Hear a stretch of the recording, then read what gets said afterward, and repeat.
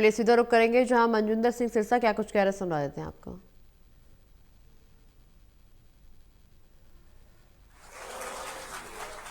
मैं बहुत धन्यवाद करता हूं 1984 के आप परिवार भी आए हैं।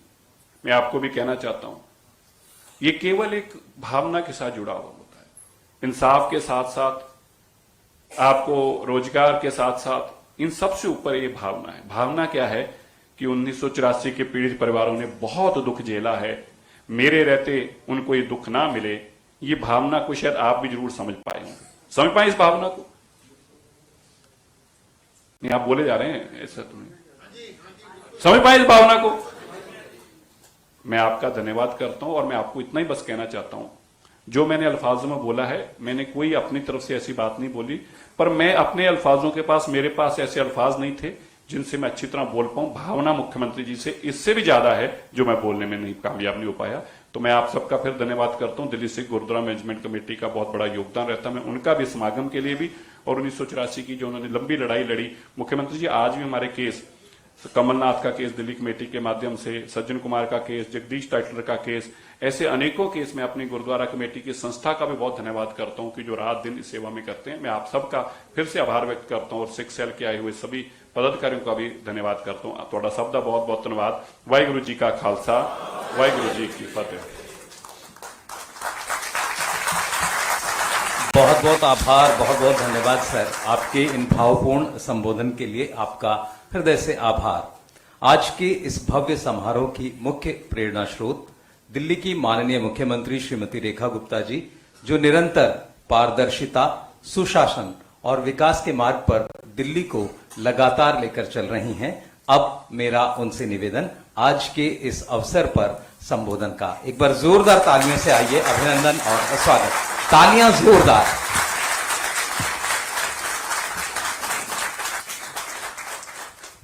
वाहिगुरु जी दा खालसा ते वाहिगुरु जी दी फतेह। सच में बहुत भावुक क्षण है। जिस तरीके से सिरसा जी ने बताया, वो 84 के दंगे हम सब ने अपनी आंखों से देखे।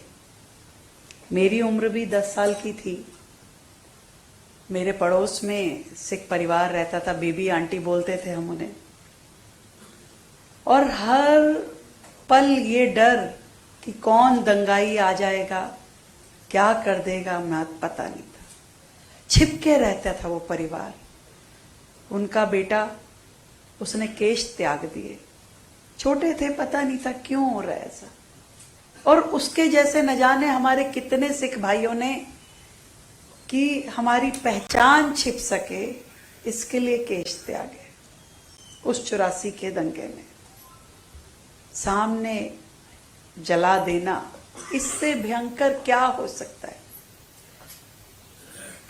कभी जलियांवाला बाग ने सीने पे गोली खाई थी, पर जिंदा जला देने का देश में ऐसा इतिहास, बर्बर इतिहास कभी भी भूला नहीं जा सकता। और वो तकलीफ जो आप सबके दिलों में है, वो कम भी नहीं की जा सकती। मैं ये मानती हूँ, कोई आर्थिक सहायता, कोई नौकरी शायद उस तकलीफ को कम नहीं कर सकती। ये तो एक सेवा है जो सरकार अपनी ओर से इन परिवारों को देके थोड़ी उस तकलीफ में मलहम का काम कर सके, ऐसा प्रयास कर। मैं आज यहाँ पर अपने उन सभी परिवारजनों को हाथ जोड़ करके यही कह सकती हूँ कि वर्षों तक आप सब लोग तकलीफ में रहे।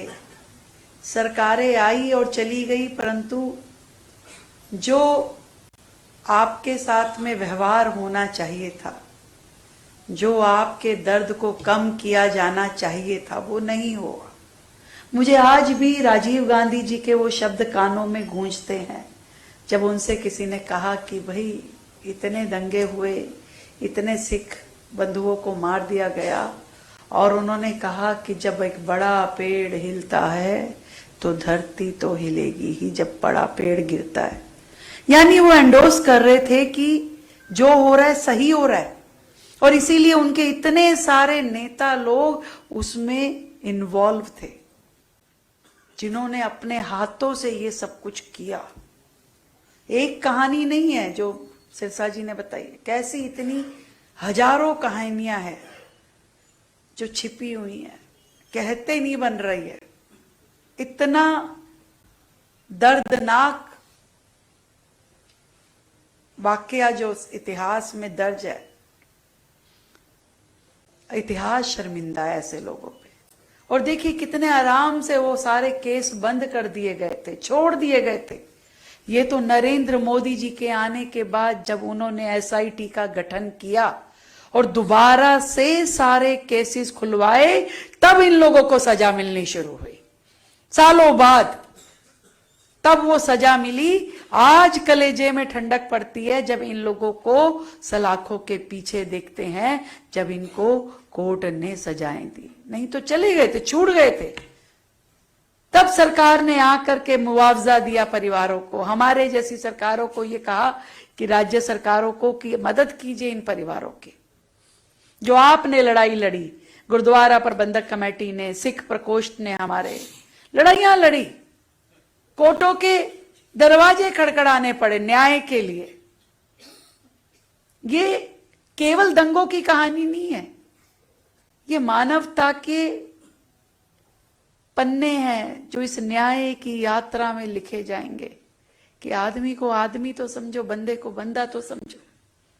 मैं सच में गुरु साहब का बहुत शुक्राना अदा करती हूं कि उन्होंने मुझे माध्यम बनाया आप सब तक ये सेवा पहुंचाने का।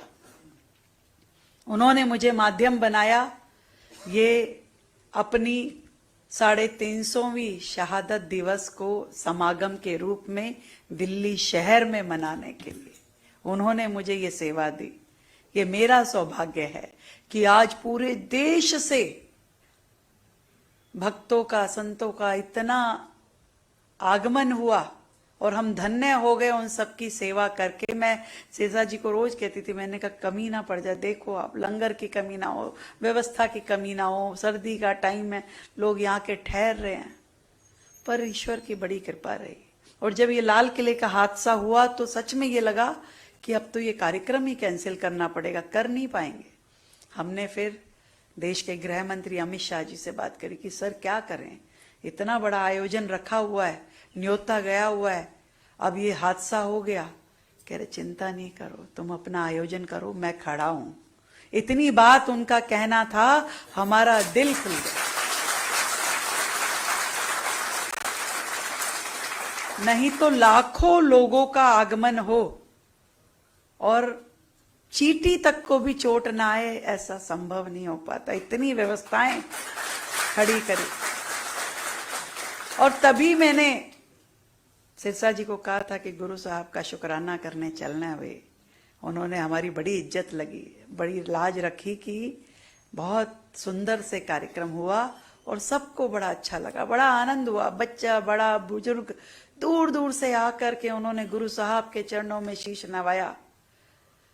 देख के मन प्रसन्न हो गया कि जिस दिल्ली ने गुरु साहब की शहादत देखी थी, आज उसी दिल्ली ने लाखों भक्तों का उनके चरणों में शीश नवाना भी देखा, उनकी शहादत को याद किया जाना भी देखा।